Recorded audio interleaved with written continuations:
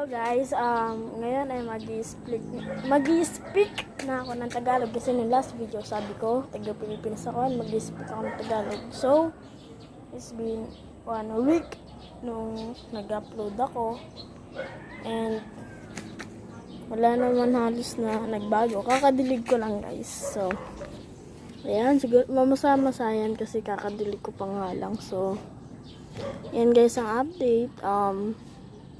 Parang wala naman nagbago. Yan, yan. Kaya, ayun lang.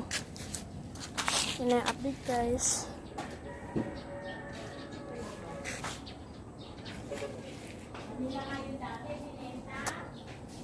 Yun lang. Thank you. Sana madami pong manood.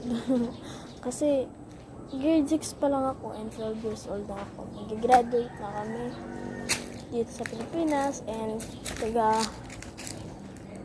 ano kasi ako San Rafael, Bulacan. Kaya, yes. So, thank you.